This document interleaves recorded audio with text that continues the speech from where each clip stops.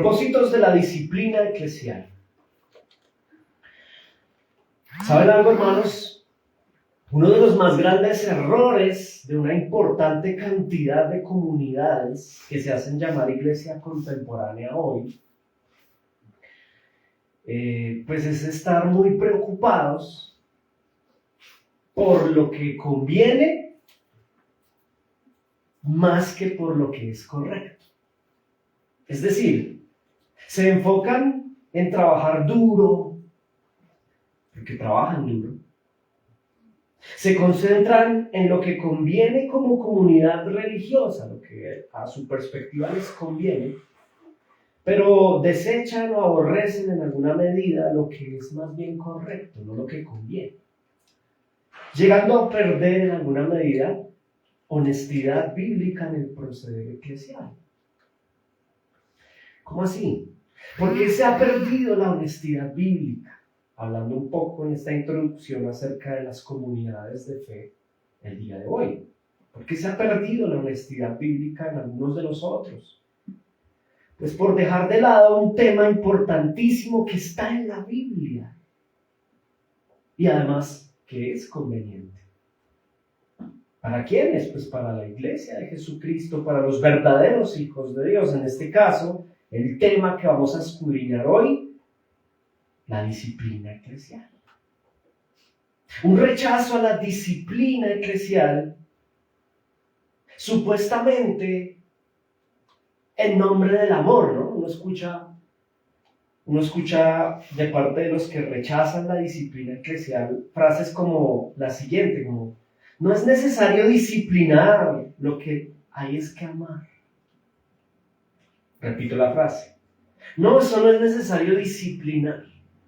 Nosotros debemos concentrarnos en amar a la gente.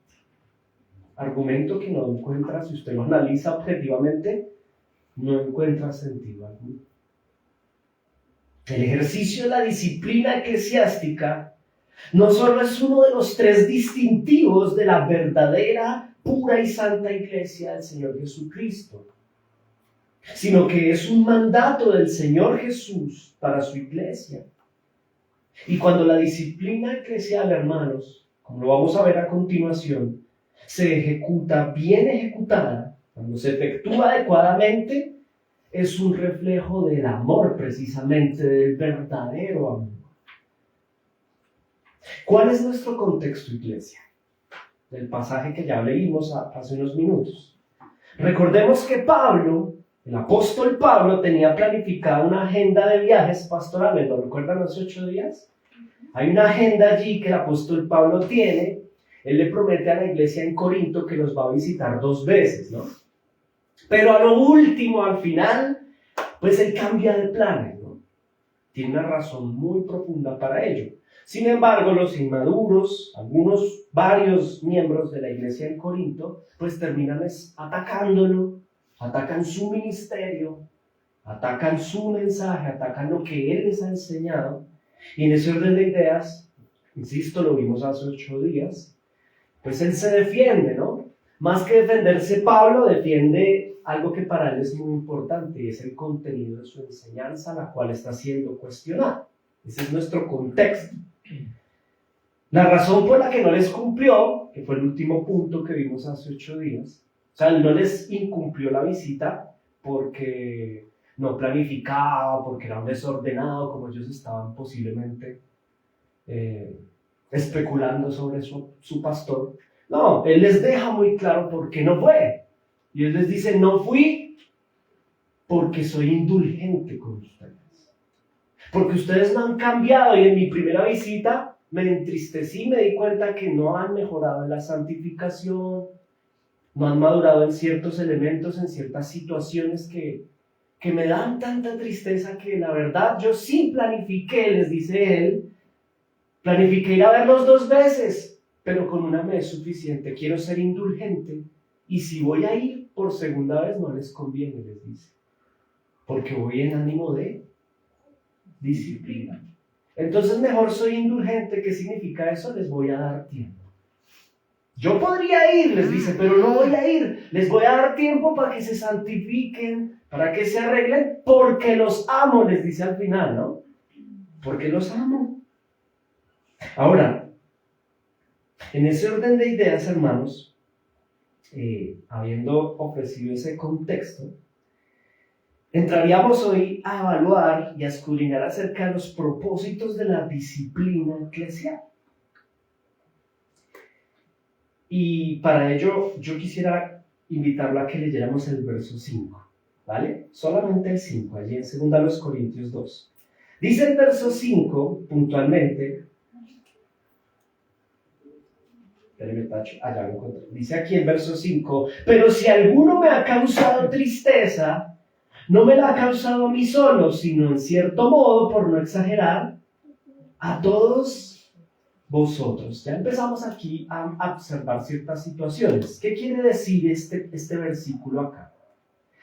En primera instancia vemos que alguien de la iglesia local de Corinto atacó al apóstol Pablo, lo entristeció, presentó una acción que entristece al apóstol Pablo, tal vez una mala actitud, como decimos nosotros, o dicen los muchachos, mala onda, ¿no? Dañó al apóstol, dañó a la persona del apóstol, pero él les dice algo así como, esa persona de ustedes que me contristó, que me entristeció, que faltó a mí, no solo me falta a mí, no solo me afecta a mí, sino que los afecta a todos ustedes. El pasaje nos deja ver algo importante, hermanos, y es que Pablo habla de una situación específica que está sucediendo entre la iglesia. Entre ellos, estamos hablando de la iglesia local en Corinto. Parece que hay un individuo en particular, si usted lo observa con objetividad, por eso les pido que se esfuercen. Lo que estamos viendo acá es que hay un individuo en particular que Pablo no lo nombra, lo cual me parece maravilloso. Él no pone el nombre ahí, ¿no? Pero sabemos que hay un individuo, un miembro de la iglesia, que está haciendo algo en particular que contristó. Hay una situación específica que contrista a Pablo y contrista a toda la iglesia, afecta a toda la iglesia. Ahora, hay un paréntesis aquí que es importante. La manera en que se infringe la disciplina pastoral, muy sabia de parte del apóstol, no va a dar el nombre. ¿Por qué? Pues él está protegiendo amorosamente pues al hermano. Solo lo entenderán ellos, ¿no? Ellos sí saben quién es X hermano, ¿no? Pero no le interesa a nadie más. Hasta el día de hoy no supimos quién fue. Sabemos que hay una situación ahí que se maneja intra-eclesial de manera muy sabia, de manera personal. El apóstol está confrontando, y aquí empezamos a ver lo que significa la disciplina eclesial, ¿no? Él instruye y también confronta un tema en particular, verso 5. Hay alguien que me está faltando a mí, que me entristeció. Y no solo me daña a mí como pastor, sino está dañando a toda la comunidad bíblica. Y eso es triste. Eso está mal. ¿Qué está haciendo el pastor? Ejecutando disciplina eclesial. Es decir, está llamando la atención, está corrigiendo, está invitando a la reflexión frente a una acción que no está bien. Maravilloso. Ahora, yo no sé si ustedes se acuerdan, hermanos, cuando en la primera carta a los Corintios, en el capítulo 5, el apóstol Pablo presentó disciplina eclesial a un hermano que tenía problemas de inmoralidad sexual, ¿lo recuerdan? Había como un incesto ahí. En dicha carta, si usted la quiere revisar no ahora, en otro momento, Pablo tampoco da el nombre del hermano. O sea, nunca supimos quién fue. Yo sí, porque es algo intraeclesial, nuevamente la sabiduría preciosa de la disciplina, no le interesa a externos. Es algo que se trabaja dentro de la iglesia. Pero, ¿cuál es el punto aquí?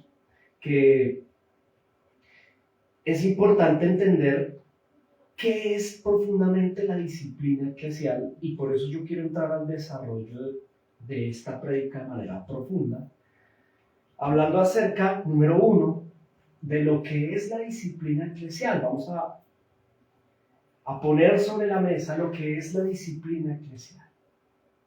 ¿Qué es?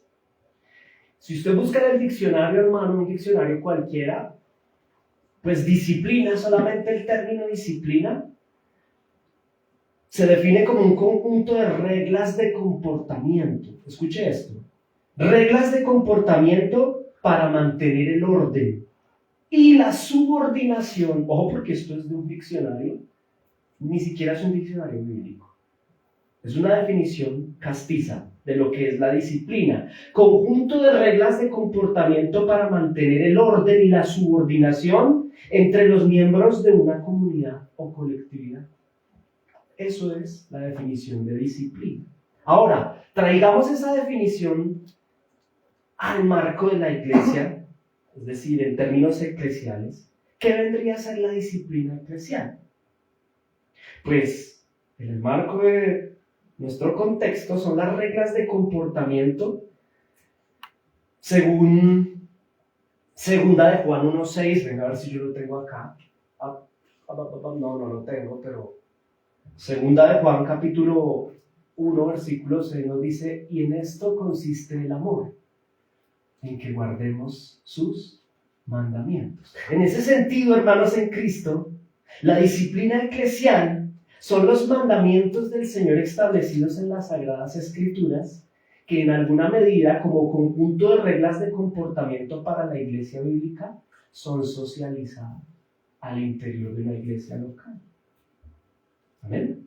No sé si estoy siendo claro. La disciplina eclesial viene a ser en alguna medida el conjunto de reglas de comportamiento, en este caso de parte del Señor, que en su palabra las direcciona para su pueblo, es decir, para la iglesia de Cristo. Ahora, ¿para qué es la disciplina eclesial? ¿Para qué se disciplina? Pues como lo vimos allí, hermanos, en la definición del diccionario, para mantener el orden, ¿no? O sea, ¿el orden en qué sentido? Pues el orden divino. Insisto, en el diccionario se define la disciplina eclesial como un conjunto de reglas de comportamiento. ¿Cuáles vienen a ser nuestras reglas de comportamiento? Términos eclesiales, la palabra de Dios. Ahora, ¿para qué son? Para mantener el orden, dice el diccionario. ¿Cuál orden? En este caso, el orden dentro de la iglesia local. ¿Qué significa mantener el orden dentro de la iglesia eclesial? Pues el orden divino, es decir, la santidad, el norte que cada uno de nosotros como cristianos tiene en función a encaminarnos a ser puros y sin mancha delante del Señor, mientras Él regresa. Hermanos, la disciplina eclesial no es para mantener el orden humano, no es para someter a las personas a preceptos creados por hombres. La disciplina eclesial tiene un propósito hermoso, y es que cada uno de nosotros sepa honrar y someterse a las instrucciones que da el Señor en su palabra. Un ejemplo de ello, un ejemplo de lo que no es disciplina eclesial, es en el marco de los judaizantes, que reprimen a las personas con unas mitzvot, unos preceptos que no están en las escrituras. Por ejemplo, ellos, yo coloco ese ejemplo, el uso del kipá. ¿Qué es el kipá? Un gorrito acá que se ponen en la cabeza, y ellos dicen que eso es sagradísimo y que hay que entrar al lugar de congregación y taparse la cabeza. Usted va y mira, y eso hace parte no de las Sagradas Escrituras, sino de interpretaciones de rabinos en el Talmud. Eso aparece en el Talmud siglos después de que el canon ha sido sellado. ¿Por qué pongo este ejemplo? Porque esos son preceptos de hombres que no tienen en ningún sentido un fundamento bíblico, y disciplinar a alguien en ese sentido por no usar algo que no está establecido en las escrituras sería impropio, hermanos. Entonces, para eso no es la disciplina eclesial. La disciplina eclesial aparece como un intento de parte del Señor de mantener la subordinación, ojo, como iglesia nosotros, del Señor Jesucristo al interior de nuestra iglesia local. Quiero hacer una aclaración. Ninguna disciplina bíblica, y además santa, pretenderá que los miembros se subordinen a hombres sino más bien se subordinen a Cristo. Esa es la disciplina bíblica. Que podamos subordinarnos todos juntos, y esto incluye al pastor, hermanos. Todos juntos subordinados al Señor Jesucristo. Sometidos juntos a su palabra.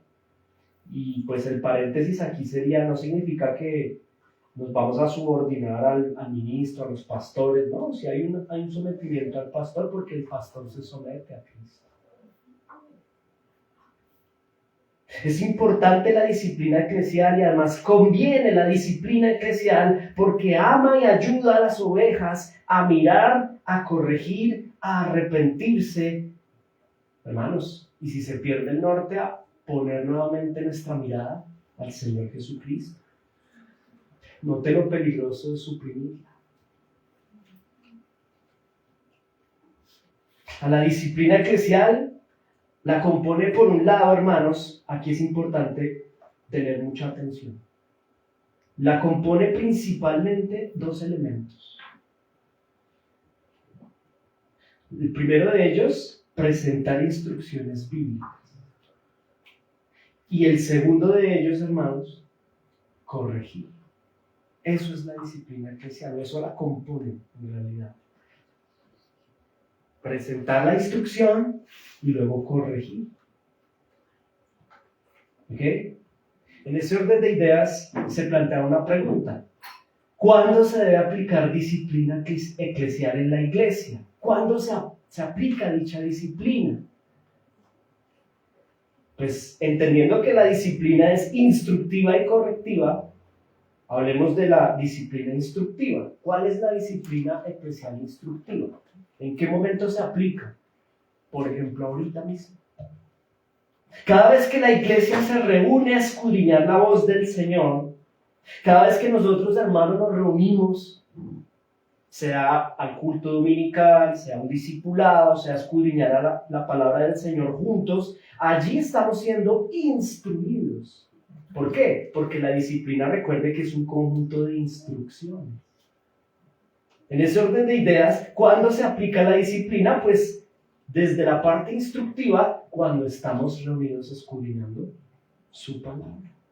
Allí estamos siendo disciplinados, es decir, nos están ofreciendo una instrucción en función a la palabra como hábito necesario para el genuino cristiano. Y le quiero poner un ejemplo de este ejercicio de disciplina eclesial instructiva. Piense en un deportista. El atleta, ¿cuándo se inflige disciplina instructiva? Pues todos los días, hermano, cuando sale a entrenar. Él se está formando, está mortificando malos hábitos, se está sacrificando, pero también se está formando en disciplina diaria, en una rutina, en una dieta, en unas horas de sueño. La disciplina eclesial instructiva es necesaria en un deportista. Y también es necesaria en la iglesia, hermanos. El verdadero discípulo, así como lo hace el deportista, debe aprender a tener una disciplina instructiva, es decir, recordar esas instrucciones y ponerlas en práctica desde lo individual y también en colectivo como iglesia local. Aquí estamos siendo disciplinados. Desde nuestro culto privado diario, desde el culto público, en las reuniones de culto, hay una hermosa disciplina instructiva. Pero la disciplina también es correctiva, hermanos. ¿En qué momento es correctiva? Cada vez que la iglesia local identifica que aparecen en uno o en varios miembros de la iglesia ciertos pecados, situaciones o momentos en la vida de las personas que se permiten hábitos pecaminosos sistemáticos, fuera de la instrucción bíblica. Patrones de comportamiento pecaminoso. Allí es necesario que la iglesia intervenga por amor. Vuelvo al ejemplo del atleta. Él se está instruyendo, todos los días está leyendo acerca de cómo su cuerpo puede lograr el mayor potencial, él sale a ejercitarse, pero de repente el atleta un día decidió no salir, se tomó por ahí unos tragos, dejó de entrenar, abandonó la disciplina instructiva y allí necesita que su entrenador lo llame a disciplina correctiva. Es decir, el entrenador lo va a llamar, le llamará la atención, le dirá, venga, ¿qué pasa? ¿Usted cree que lo que está haciendo es correcto? En ese sentido, hermanos, se presenta el ejemplo con el propósito de que lo anclemos a la iglesia. Note la diferencia entre la disciplina eclesial desde lo instructivo para luego desde lo correctivo. Ahora, ¿qué está sucediendo en la carta a los Corintios? Usted observa aquí lo que estamos trabajando es que Pablo ya previamente en la primera carta a los Corintios presentó disciplina instructiva. Aquí está ejecutando disciplina correctiva. Esta introducción o el desarrollo de esta introducción es importante. ¿Por qué? Nuevamente mire el verso 5. Dice, pero si alguno me ha causado tristeza, no me la ha causado a mí solo, sino que en cierto modo, y me encanta esto, por no exagerar, a toda la iglesia. Dice Pablo en el verso 5 que esta persona que está cometiendo pecado al interior de la iglesia, ojo, esa persona ya había sido disciplinada desde la instrucción, ya se la había instruido, sin embargo ahora necesita ser corregido, ¿cierto? Está cometiendo un pecado que no solo lo entristece a él como pastor, sino que además está afectando ¿a quién? A toda la iglesia. Piensa en un deportista. Hay deportes como el tenis, por ejemplo, que pues es uno solo, ¿no? Y si pierde él, pierde él solo. Pero hay deportes en donde es como una asamblea, ¿no? Y si fallas tú, fallamos todos. Y eso es lo que le dice Pablo. Qué pena, yo los llamo a usted la atención. Esa persona que me faltó a mí, no solo me está faltando a mí. Yo previamente lo discipliné desde la instrucción, ahora lo disciplino colectivamente porque nos está dañando a todos como comunidad. Nos deja ver el verso 5 que hay un hábito pecaminoso y me encanta que dice sin exagerar. Debe ser que alguien estaba tratando a Pablo exagerado, ¿no? Ese pastor es un incumplido, ese no llega, además es un exagerado, no, qué pena, sin exagerar les dice, nos está afectando a todos. Ay, pastor, no exagere, que yo me tome mis traguitos, que yo haga eso no afecta a la iglesia. Claro que nos afecta, sin exagerar afecta a todo el contexto eclesial. Por ende, mire el verso 6, maravilloso esto, mire lo que continúa diciendo. Dice, le basta a tal persona, ¿a qué persona, hermanos? Pues al que está siendo disciplinado, al que cometió algún error. Le basta a tal persona esta reprensión, no de la disciplina eclesial. Esta reprensión hecha por muchos. Tremendo, tremendo. Aquí en el verso 6 evidenciamos que dicha iglesia local, maravilloso, ya le empezó, parece que se despertaron, ¿no? Hicieron caso a 1 Corintios capítulo 5 y aquí ya le estaban aplicando disciplina eclesial. ¿Quiénes? La iglesia local a esa persona. Eso es maravilloso, porque nos deja ver que en alguna medida la iglesia en Corinto estaba reaccionando. Es decir, estaban poniendo en práctica la instrucción y estaban aplicándole disciplina eclesial a ese hermano en particular, que no sabemos su nombre, pero en medio de esa situación pecaminosa, la iglesia le dijo, no, qué pena, te hablamos, te corregimos, te ponemos en disciplina. ¿Por qué? Porque no solo estás hablando de nuestro pastor, estás afectando a Pablo, sino que nos estás afectando a todos nosotros. Pensemos un momento nuevamente en 1 Corintios capítulo 5. Vuelva por favor a ese momento de disciplina eclesial de X hermano, no sabemos su nombre, pero sabemos que se acostaba, tenía relaciones sexuales, una vida marital con su madrastra, y se tuvo que llegar a un paso de la disciplina correctiva, ojo, que fue convocar a asamblea en pleno. ¿Lo recuerdan? El apóstol Pablo en ese momento convoca a asamblea en pleno y al final la asamblea, ojo con esto, le ruega al hermano que se arrepienta. Porque la disciplina correctiva tiene ese propósito, hermanos.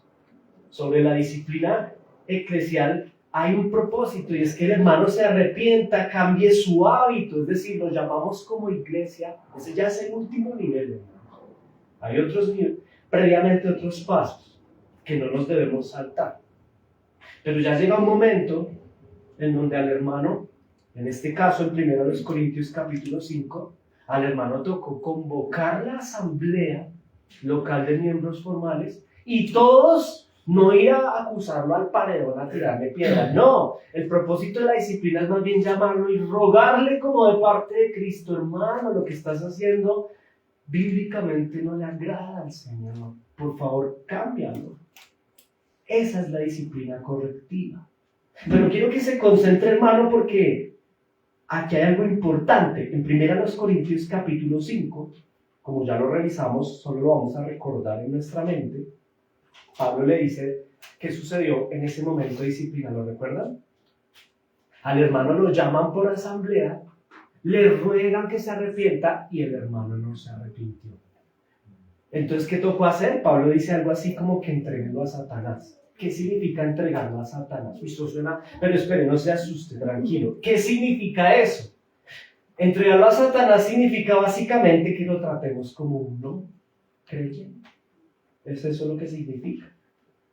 Es decir, aquel que está entregado al engaño completamente, está ciego, está en tiniebla, no se quiere arrepentir. La iglesia se cumplió el debido proceso, se le llamó en privado, luego con testigos, la persona sigue en su hábito pecaminoso y no quiere cambiar. Entonces se convoca a la asamblea, como asamblea le rogamos, oramos por él, le mostramos la palabra, le decimos: mire, todos desde las escrituras vemos que debes corregir este hábito, por favor, y el hermano no quiere cambiar. Entonces entregarlo a Satanás significa, hermanos, trátenlo como un incrédulo. Es decir, esta persona en realidad no es cristiana. Trátenlo como un incrédulo es entender que ¿qué pasa con los incrédulos? Pues Satanás ha cegado su entendimiento. O sea, esta persona no está arrepentida y no entiende que al Señor no le agrada su conducta. En ese orden de ideas, entregarlo a Satanás es simplemente, hermanos, tratarlo como si no fuera cristiano. ¿Y cómo tratamos a los no creyentes? También con amor, pero pues de una manera distinta.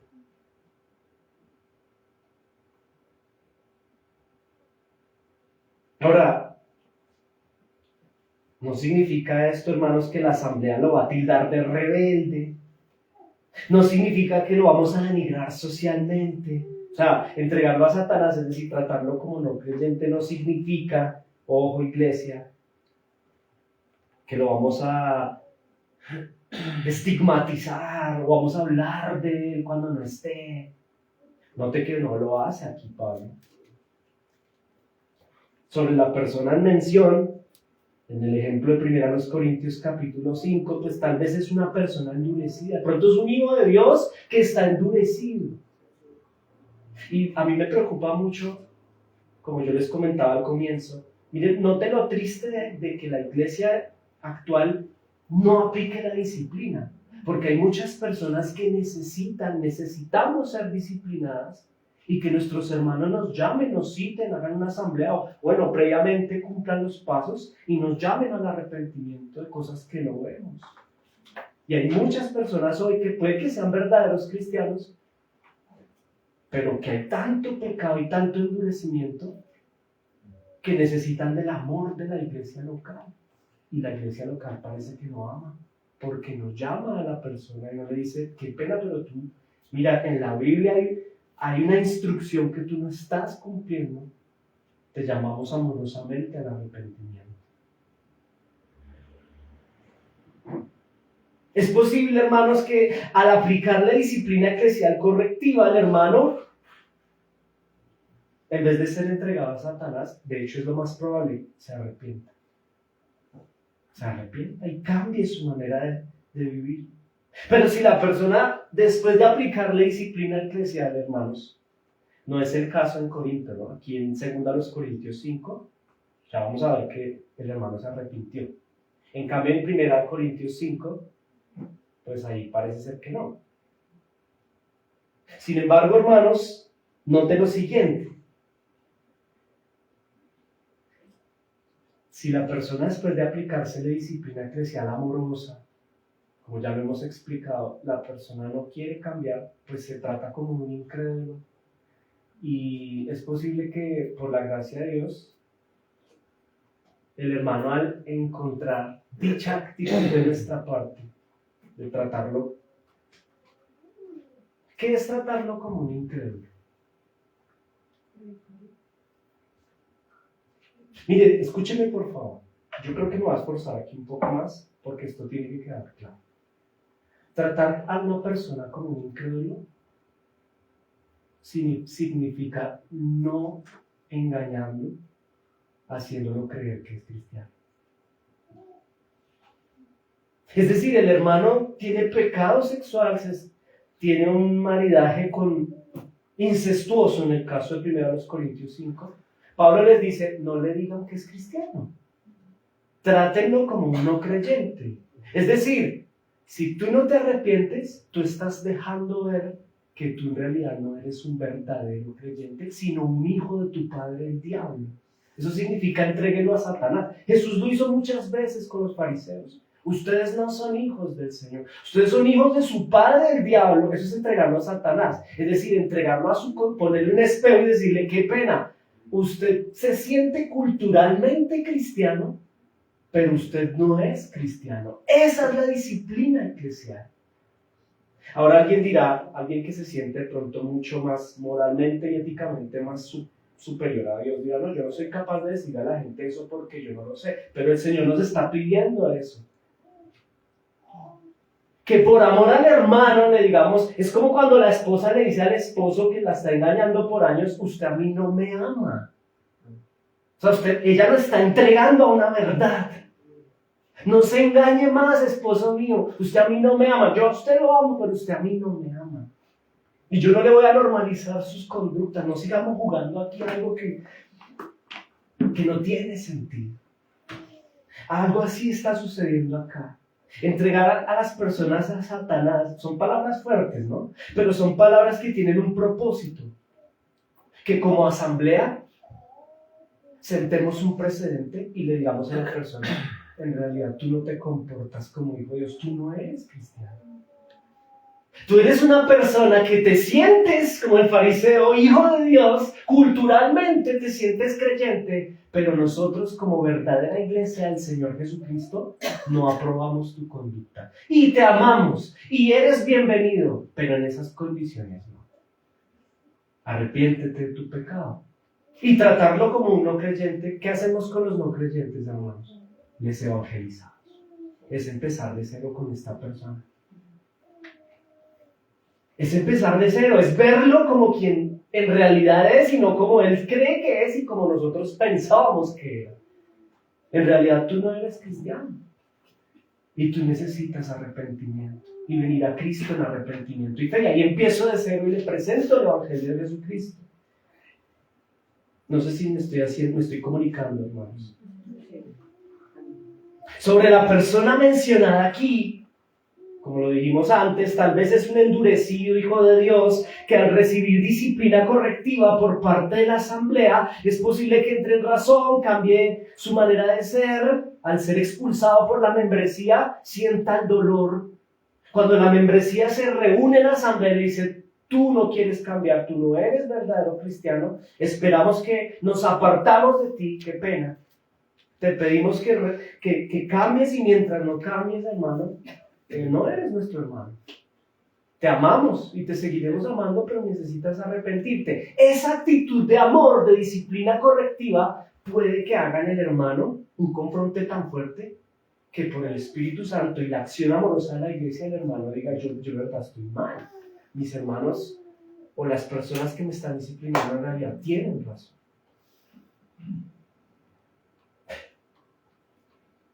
¿De dónde saca Mauricio que hay gente que culturalmente se cree cristiano, se siente cristiano, pero no lo es? Mire lo que dice la palabra del Señor. Primera de Juan 3, 8 al 10, dice, el que practica el pecado, tacho, ¿se acuerda lo que es entregarlo a Satanás? Mire esto, el que practica, ojo, quiero hacer un acento aquí, en la palabra practica, porque es que es muy, muy importante. Todos pecamos, hermano. O sea, en realidad... Pero es que aquí está hablando de alguien que va más allá. Ya lo tiene por práctica, por hábito.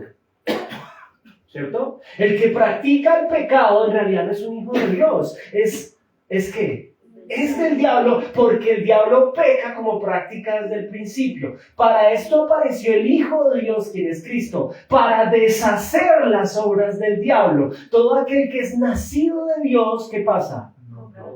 Tropieza en el pecado, sí, pero no lo practica porque la simiente de Dios permanece en él y no puede practicar el pecado, hermanos. No puede.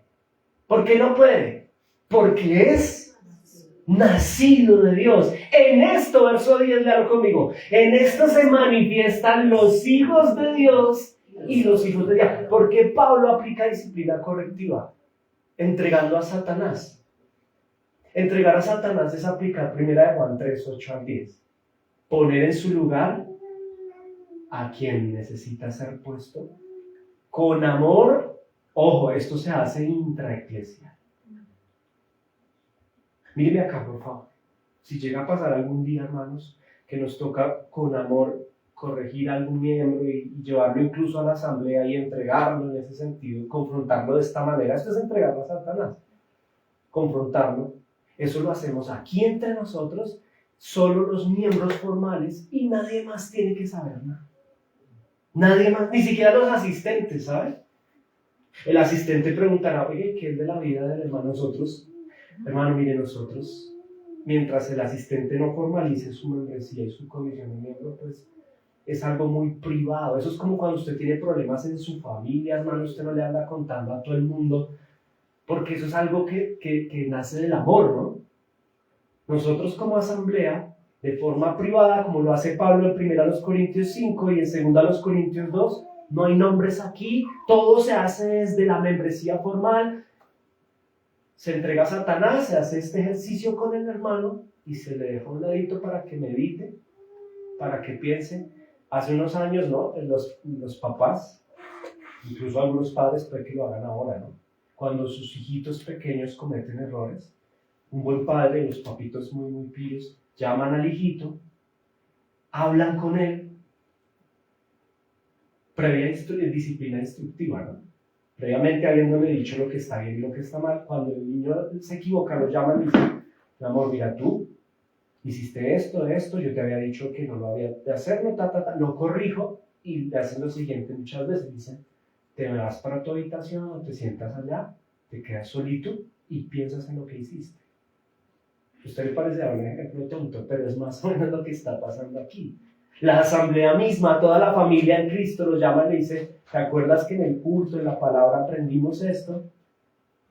Ahora, por favor, te sientas allá y piensas, solito, aisladito, en tu actitud. Y ahí sabremos, en esto se manifiestan los hijos de Dios y los hijos de Satanás. Después de ese ejercicio, al pasar las semanas y los meses, sabremos quién es quién. ¿Ok? Por eso es importante, hermanos. Ahora, ¿por qué debemos disciplinar, iglesia? ¿Por qué? Para avanzar en el tema, ya lo dijimos, por amor, porque el pecado afecta, escúcheme bien. ¿Por qué disciplinamos? ¿Por qué Pablo está disciplinando en 1 Corintios 5 y en 2 Corintios 2 a esta persona? Porque la iglesia local disciplina en el verso 6 al hermano. Porque pues lo afecta. A él el pecado lo afecta como persona. Y no solo lo afecta a él, sino que afecta a toda la iglesia local. No solo a la iglesia local, hermanos. Su pecado, su práctica pecaminosa afecta a la iglesia universal de Jesucristo. Porque las demás personas van a ver que hay un hombre que se está acostando, discúlpeme el término, pero es que es así, es una realidad. Tiene relaciones sexuales incestuosas y los que no son creyentes dicen, y esos cristianos son, bueno, pues penal, ¿no? Ni siquiera, o sea, hasta moralmente el que no es creyente le parece escandaloso. Eso no afecta solo a él, a su familia y a sus hijos. No solo a la asamblea local, está afectando el nombre de Cristo, porque esta persona en esa circunstancia llega a todo lugar a decir, yo soy cristiano. Por eso la disciplina eclesial correctiva le dice al hermano, tú no eres cristiano. Te entregamos a Satanás significa te ponemos en tu lugar. Si tú practicas pecado, no vengas a decirnos ni a nosotros ni al mundo que tú eres cristiano. No te lo aplaudimos. Eres cristiandad cultural, no eres cristiano bíblico.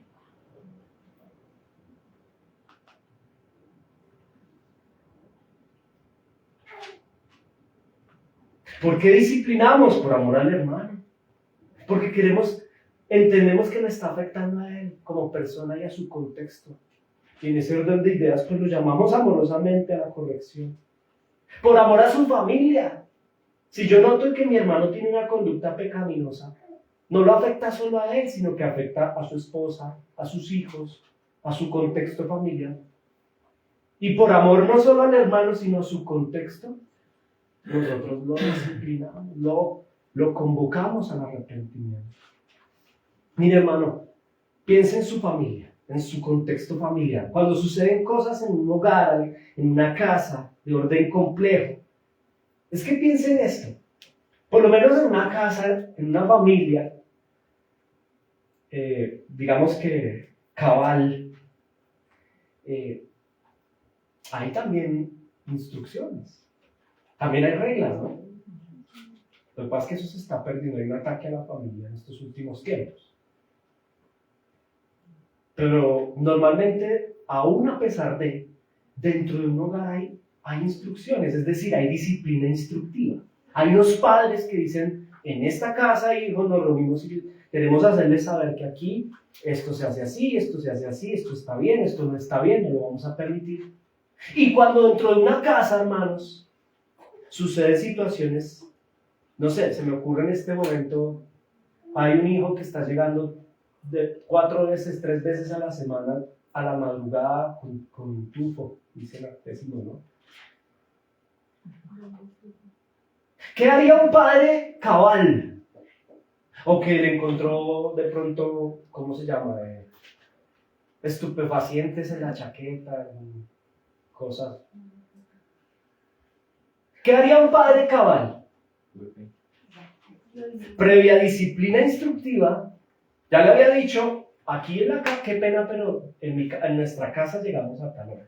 Cuando se están presentando situaciones, se aplica disciplina correctiva. Un padre diría algo así como, qué pena, pero yo en mi casa no voy a tolerar que pase esto.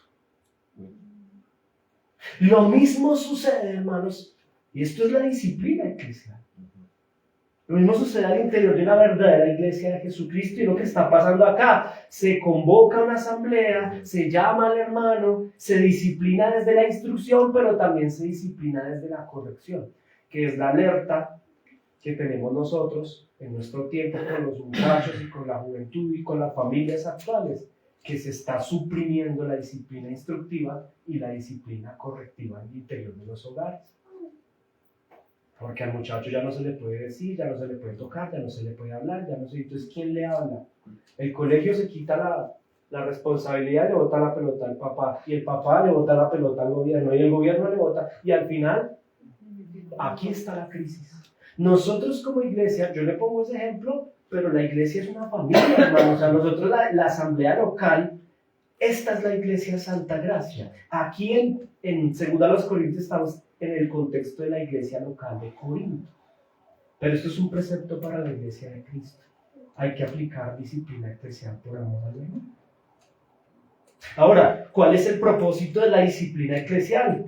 Pues vemos que los de Corinto entendieron lo bueno de la disciplina en la iglesia, porque les ayuda a combatir el pecado, ¿saben? Yo, ¿por qué le digo a mi hijo que llega tarde en la madrugada? ¿Por qué lo llamo a la corrección? Pues porque lo amo, ¿sí? ¿No? Y por otras razones más. Por ejemplo, porque su mal ejemplo puede regarse en sus otros 4 o 3 hermanos. Entonces yo cabalmente, como autoridad de mi hogar, llamo a mi hijo y con testigos, con sus hermanos de testigos, le digo, qué pena, hijito, pero aquí no vamos a permitir eso, porque aquí hay unas reglas. ¿Cuál es el propósito de la disciplina eclesial? Proteger a la iglesia para que no se riegue el hábito pecaminoso. ¿Por qué? Porque si no se aplica la disciplina eclesial al hermano, pues los demás miembros, las ovejitas a veces somos, por eso es la analogía a la oveja, ¿no? Porque la oveja es un animal hermoso, con muchas preciosas cualidades, pero también muy torpe. Y entonces la ovejita imita, es un rebaño, ¿no? Y el rebaño no es individual, la oveja copia comportamientos del rebaño. ¿Por qué necesitamos un pastor local? Ay, a mí el Señor es mi pastor. Sí, el Señor te pastorea a través de un ministro o varios ministros locales que cumplen dicha función. Aplicar disciplina instructiva y disciplina correctiva. ¿Para qué? Porque si no aplicamos la disciplina correctiva, hermano, escúcheme bien, el comportamiento de la ovejita X, las demás ovejitas dicen, pues si él lo hace, pues yo lo hago. Y entonces ya van 2, y ya van 3, y ya van 4, y ya van 5, y de repente, hermanos, toda una iglesia local manifestando prácticas pecaminosas sistemáticas. En el verso 6, mire el verso 6, por favor. Mire el verso 6, tremendo. Dice, le basta a tal persona esta reprensión hecha por muchos. ¿Qué observa usted ahí, hermano? Yo observo que la disciplina que ellos ejecutaron sobre X hermano, que no sabemos su nombre, logró los resultados esperados. ¿Qué pasó? Pablo les está diciendo, párenle ya. Ya basta. Le basta, ya no lo disciplinen más. ¿Por qué? Porque ya le basta, o sea, ya fue suficiente. Ya estuvo bien el tiempo de la disciplina que ustedes están ejecutando, ya se arrepintió. Tremendo. Eso nos deja ver que la disciplina eclesial funciona. Cuando usted y yo llamamos al hermano, porque esto hay que hacerlo con tanto amor. Si no, hermano, esto hay que hacerlo no con juicio, sino con tanto amor, para que el hermano reaccione y entienda delante del Señor quién es usted. Es posible que a este hermano X, sus hermanos en Corinto lo llamaron a disciplina correctiva, es decir, le dijeron, todo que es nacido de Dios no practica el pecado, hermano. Ni contra el pastor, ni quién sabe, no sabemos cuál es, la verdad nadie sabe, no sabemos qué es lo que está sucediendo, pero sabemos que hay un conflicto acá que afectó a Pablo, afectó a la iglesia lo llamó, Pablo no está, pero la iglesia aplicó disciplina, le dijeron, no hay que, la simiente de Dios permanece en quien, en un verdadero hijo de Dios que no puede practicar pecado, porque si es nacido de Dios, no practica pecado. Y en esto se manifiesta un verdadero hijo de Dios. ¿Quién eres tú? ¿Un hijo de Dios o un hijo de su padre, el diablo? ¿Qué disciplina tan fuerte, ¿sí o no? El hermano parece que se contristó y Pablo les dice, ya basta, ya fue suficiente. Ahora usted dirá, Pablo, ¿de dónde saca eso? Bueno, inspirado por el Espíritu Santo, pero la disciplina, mire hermano, la disciplina eclesial instructiva y correctiva es inspiración divina. Mire lo que dijo Jesús, y Jesús es Dios. Aquí entra el punto número 2 y último. Propósito de la disciplina, miren. Mateo 18:15. Esto es Jesús hablando acerca de la disciplina. Dice Jesús, por tanto, si tu hermano, Tacho, ¿quién es un hermano? Es que el universalismo, la teología universalista nos ha dañado. ¿Qué es la teología universalista? Tener como punto de partida que todo el mundo es hijo de Dios. Eso es algo muy propio de la modernidad y ahora entrando a la posmodernidad. Asumir que todo el mundo es hijo de Dios. Qué pena, pero no todo el mundo es hijo de Dios. Cuando nos habla de un hermano, nos está hablando de quién. Versículo anterior en 1 de Juan. Aquel que ha nacido de nuevo por la gracia del Señor, por medio de la fe en Cristo. Ahora dice, si tu hermano, hablando de un miembro de una iglesia local, un cristiano de verdad, peca contra ti, dice Jesús, nótelo, es Cristo hablando. Ve y repréndele estando tú y él solos. Paso número 1 de la disciplina eclesial. Mire, esto mismo le dijo Pablo a los Corintios en la primera carta, capítulo 5. Esto es invento del Señor Jesús. ¿Y quién es Jesús? Dios. Ahora, paso 1, disciplina eclesial correctiva. Correctiva. Si mi hermano peca contra mí, yo le reprendo estando tú y él solos. Ahora, si te oyere, has ganado a tu hermano. Hay gente que todo lo ve soteriológico, le meten doctrina a la salvación. Aquí no está hablando de salvación, porque él de entrada es un hermano. Ay, sí, es que yo no sé, quieren ver como que pierde o gana la salvación. En todo lado quieren ver eso. No, aquí no está hablando de si pierde o gana. O sea, no es el tema. Aquí está hablando de ganar un hermano, no es para ganarlo para el reino, no. Porque ya es un hermano. Ganado, ¿qué ha ganado? ¿Qué ha ganado?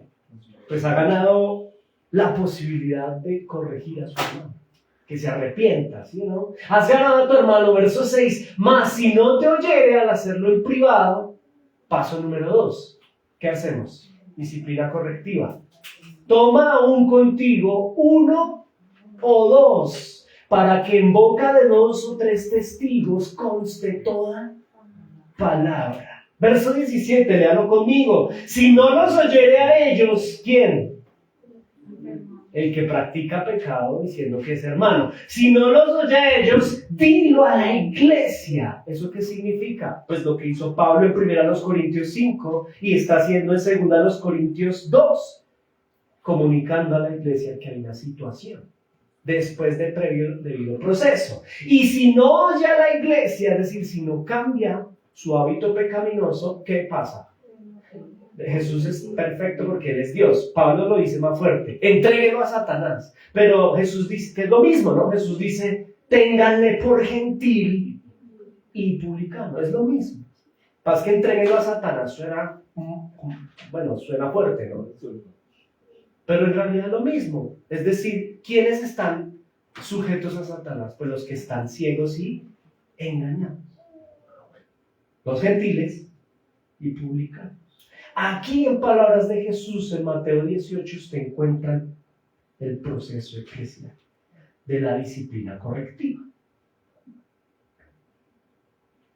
La disciplina eclesial es idea de Dios y no es una idea humana. Y no ejecutarla como iglesia, hermanos, es subordinarnos a Jesús. Porque Él lo está pidiendo al interior de una iglesia local. ¿Por qué hoy no se hace disciplina en las comunidades religiosas? Porque se ha dañado la eclesiología bíblica. Porque las congregaciones ya parece que no son congregaciones cristianas, sino lugares de entretenimiento. Sitios para hacer sentir bien a las personas. ¿Y quién se va a sentir bien cuando somos bíblicos desde la disciplina correctiva? Entonces ese miedo a no corregir al hermano es falta de amor y es evidencia de no ser una iglesia bíblica. La iglesia bíblica es una familia. Y un padre que corrige a su hijo lo ama. Y una iglesia que instruye disciplinas de la instrucción y corrige disciplinas de la corrección, ama. No solamente al Señor Jesucristo, sino a su membresía, a sus hermanos. Ahora, versículos 7 y 8, mire la razón o el propósito de la disciplina eclesial, lo encontramos aquí. Versos 7 y 8. Véanlo conmigo, dice: así que, al contrario, vosotros más bien debéis perdonarle y consolarle para que no sea consumido en demasiada tristeza. Verso 8. Por lo cual les ruego que confirméis el amor para con él. ¿Cuál es el propósito de la disciplina, hermano? Restaurar al ofensor. ¿Qué es lo que está haciendo Pablo acá? Dice: ya basta, ya lo disciplinaron, ya lo corrigieron. ¿Cuál es el propósito? Ahora les dice, ¿no? Restauren. Perdonen. No es caerle y confrontarlo solamente, sino que hay un propósito de perdón y de consuelo. Tremendo. La disciplina no es para destruir, sino para ayudar, animar y consolar. Eso es restaurar. Ahora, la restauración, hermanos, viene con unos ingredientes. Esto es como preparando, como cocinando, ¿no? El plato de hoy es la restauración. ¿Qué ingredientes tiene? Perdonar. Ahí lo dice claramente, verso 7. ¿Qué es perdonar? Ya le aplicamos disciplina instructiva, luego correctiva. El versículo 6 dice que el hermano ya está bueno, ya se entristeció, ya se arrepintió. Entonces, como ya se arrepintió, perdónenlo, dice. Y si ustedes lo perdonan, le dice más adelante, yo también. De hecho, ya lo perdoné, dice él. Si ustedes como asamblea que le aplicaron la disciplina lo perdonaron, yo también lo perdono. Perdonar es restaurar al ofensor. Es decir, conceder absolución. Eso es perdonar. Soltar, olvidar, dejar ir, ya pasó. Y un verdadero cristiano está llamado a perdonar como Cristo nos perdonó. Si la persona se arrepiente de su pecado, hay que perdonarlo, hermanos. Porque hemos recibido nosotros perdón de parte del Señor. Y quien no perdona es posible que tenga una dificultad ahí, ¿no? Y no haya recibido entonces perdón del Señor. Es importante este elemento, este ingrediente dentro de este plato hermoso que estamos preparando llamado restauración al ofensor. Perdonar es, si se hizo, pensemos en el ejemplo de 1 Corintios 5. Resulta ser que hipotéticamente el hermano se arrepiente, ¿no? O como que pasa aquí en 2 Corintios 2, el hermano ya está triste, se arrepintió por la disciplina. ¿Qué hay que hacer? Venga, lo llamamos y le decimos ya, olvidado, ya usted corrigió, o sea, no nos acordamos, tranquilo. Lo restauramos en ese sentido cuando lo perdonamos y no le estamos diciendo, si ves que usted la vez pasada, eso no es perdonar. Todos cometemos errores, pero ya nos perdonamos. El hermano mostró arrepentimiento, el otro también, se dieron la mano, se dieron un abrazo y ya mañana no están sacándose. Como se dice popularmente, eso no sería perdón. Ahora, mire que dice que consolar, ¿no? Verso 7, ese es otro ingrediente ahí de restaurar al hermano cuando hay consuelo. ¿Por qué hay que consolar, hermano? Miren aquí un momento. Porque cuando se ejecuta la disciplina en el orden de la corrección y por la gracia de Dios hay arrepentimiento, ¿qué es el arrepentimiento? Un dolor por el pecado. Y si hay dolor, ¿qué es ese dolor? Es una tristeza muy, muy honda. Como la canción vallenata, ¿no? Tengo una herida muy honda que me duele. Tengo una herida muy grande que me mata. Un hombre mejor así se muere para verse a fin de escanos. Ese pedazo no. Pero si hay un dolor, el arrepentimiento trae dolor y ese dolor necesita ser consolado. Entonces no solo perdonamos, sino que restaurar también es aliviar el sufrimiento, animar al hermano, ya, listo, tranquilo, usted ya fresco. Ya se arrepintió, ya corrigió, pues nosotros lo consolamos para que lo alentamos, lo abrazamos para que ese dolor sea minimizado, el dolor que él tiene por su pecado. Ese dolor insoportable que trae consigo la profunda tristeza al haberle fallado al Señor. He aquí el propósito de la disciplina. Restaurar al ofensor desde el perdón y desde el consuelo. Avancemos, verso 7 y verso 8. Mire, es tremendo. Dice acá, así que al contrario, vosotros más bien debéis perdonarle y consolarle.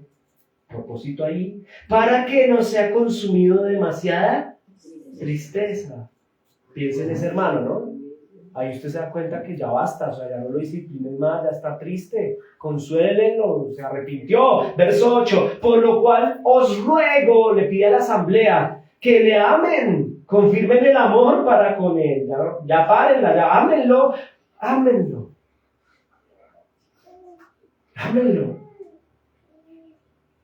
Y esto es un llamado de parte del Señor para nosotros como iglesia en ese sentido, hermanos, para que también veamos allí la posibilidad de amor, porque la disciplina eclesial tiene ese propósito, el amor. Lo confirmamos en el amor, es decir, declaramos legalmente que esa persona se reconoció su pecado, arregló lo que dañó y pues ya lo motivamos y lo animamos en el amor. A veces, hermanos, si se cumple el proceso y se llamó a asamblea, se confrontó al hermano y el hermano se arrepintió, qué bueno es poder decirle también a la asamblea, ya hermanos, el hermano corrigió. No solo convocar como la asamblea para confrontar, sino también convocar a la asamblea para aplaudir de parte del hermano su actitud de arrepentimiento, porque cualquiera de nosotros podría estar allí.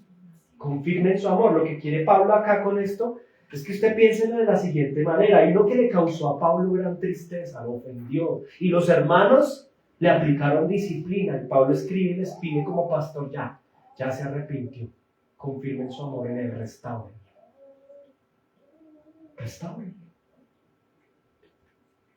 Verso 9 y verso 10, ¿ya lo vimos? Miren verso 9 rápidamente, verso 10, porque también para este fin os escribí, iglesia local, para tener la prueba de si ustedes son obedientes en todo.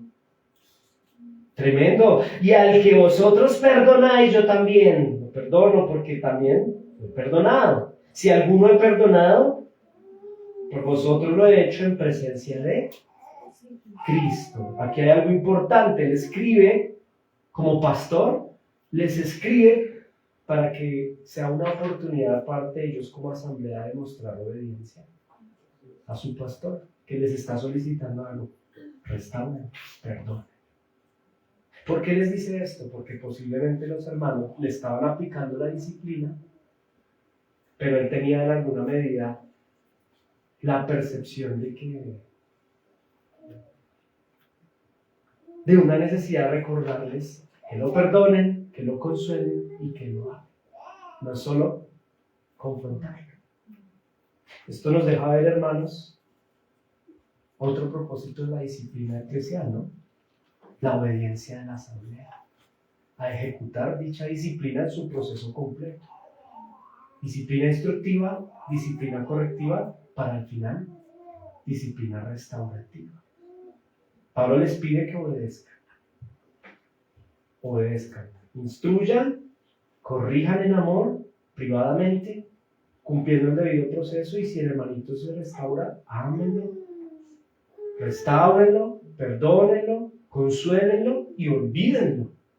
Y les dice, hagan caso. Estoy probándolos a ver si me van a hacer cargo o si van a coger y al hermano. No, a él le preocupa a su hermano, ¿no? Y dice, yo lo perdono. Yo también lo perdono. Lo perdono en Cristo, dice ahí, ¿no? Tremendo, qué hermoso. Ahora, el último versículo, hermanos, verso 11.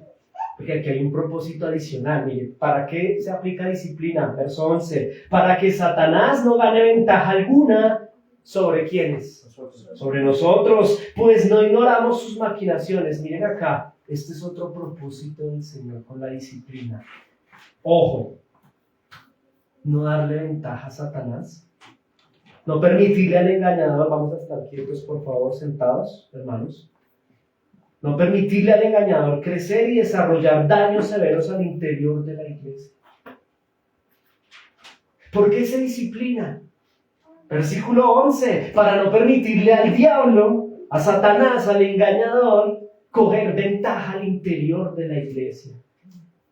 Para no permitirle al engañador crecer y desarrollar daños severos como un virus dentro del cuerpo de Cristo. Este es un propósito de la disciplina eclesial. Y quiero ponerle un ejemplo, hermano.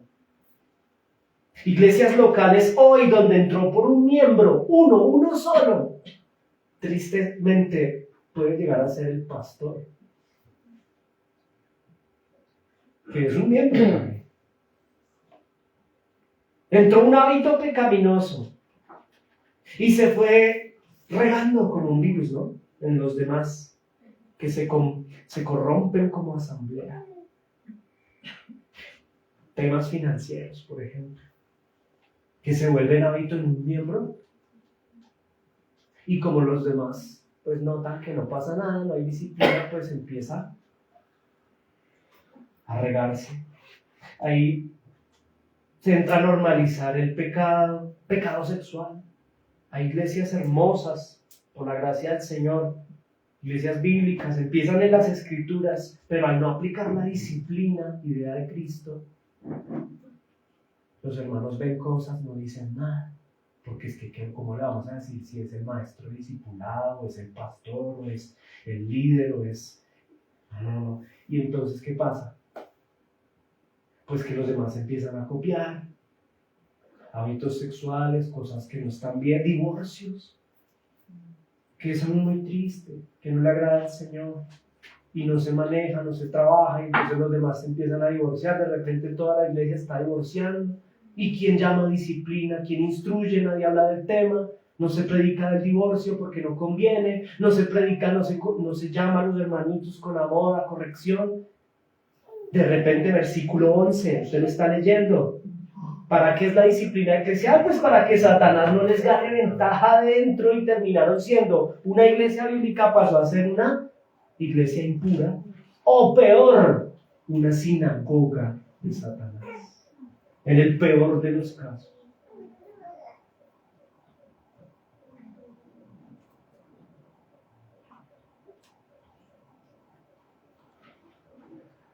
Cuidémonos, hermanos, de dejar entrar al enemigo dentro de la iglesia. Y la forma de evitar que entre a nuestra asamblea local los engaños de Satanás será aplicando la disciplina eclesial. Piensen lo siguiente: ¿quiénes eran los fariseos a los que Jesús confrontaba? Acuérdense de ellos. O piensen en el siglo XVI, en el marco de la Reforma Protestante. ¿Quién era el clero?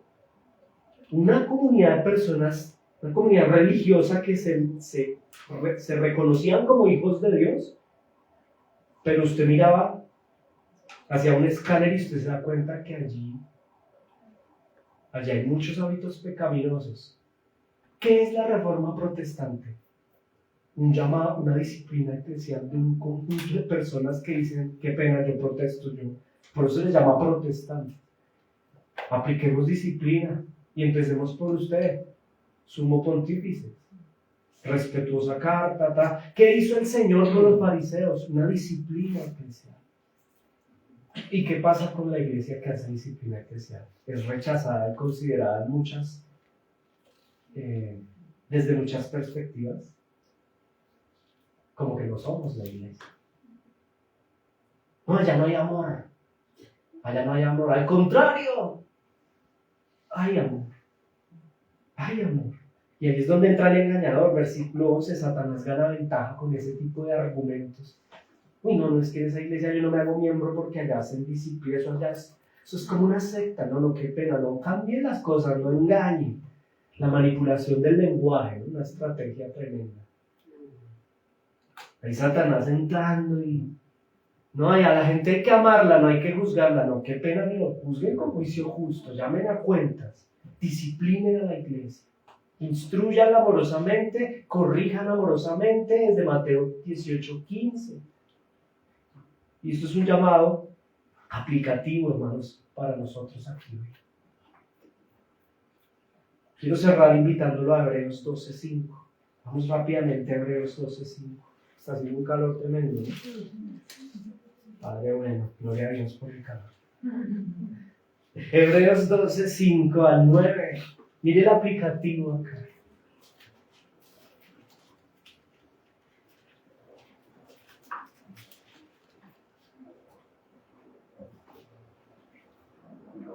Dice la palabra del Señor. ¿Amén? Amén. Y habéis ya olvidado la exhortación que como a hijos se os dirige diciendo, tacho, ¿qué es exhortar? Disciplina eclesial, ya no instructiva sino correctiva, ¿no? Y ya está hablándole a quién, a inconversos. Cuando usted lea la Biblia siempre búsquese en ese sentido, ¿para quién se le está escribiendo? Hay pasajes que se le escriben a cristianos y hay pasajes que no se le escriben a cristianos. Pero aquí sí es para hijos de Dios. Dice, nuevamente lo leo, y habéis ya olvidado, a ellos se les olvidó, ¿no? La exhortación que como a hijos os dirige diciendo, hijo mío, aplicativo, no menospreciéis la disciplina del Señor. Tacho, miren acá, ¿cuál disciplina y cuál Señor? ¿De qué Señor estamos hablando? del autor de Mateo 18, bueno, no el autor humano es Mateo, pero el inspirador es Dios, ¿no? Mateo 18:15. Vuelva al versículo. Hijo mío, ¿cierto? No menosprecéis la disciplina del Señor, ni desmayéis cuando eres reprendido por Él, o disciplinado. Verso 6. Porque el Señor al que ama, disciplina y azota a todo el que recibe por hijo. Verso 7. Si soportáis la disciplina, Dios os trata como a hijos, porque ¿qué hijo es aquel a quien el Padre no disciplina? Pero si se os deja sin disciplina, de la cual todos han sido participantes, los hijos, entonces sois bastardos y no hijos. ¿Cuál es el aplicativo acá, hermanos? Pues abrazar la enseñanza del día de hoy. Y si somos verdaderos cristianos, de verdaderos hijos, tengamos en lo posible desde el aplicativo esta actitud de recibir la disciplina del Señor. Hermanos, se hace necesario la remoción, incluso a veces, como lo vimos ya, retirarle la membresía. Algunos miembros que, habiendo sido instruidos y habiendo sido exhortados, pues abrazan tercamente, permanecen aferrados a hábitos pecaminosos, y allí como asamblea debemos hacer muchas veces remoción de membresía. Si la persona quiere seguir siendo el mismo, no desea cambiar, debemos retirar la membresía local, ¿no?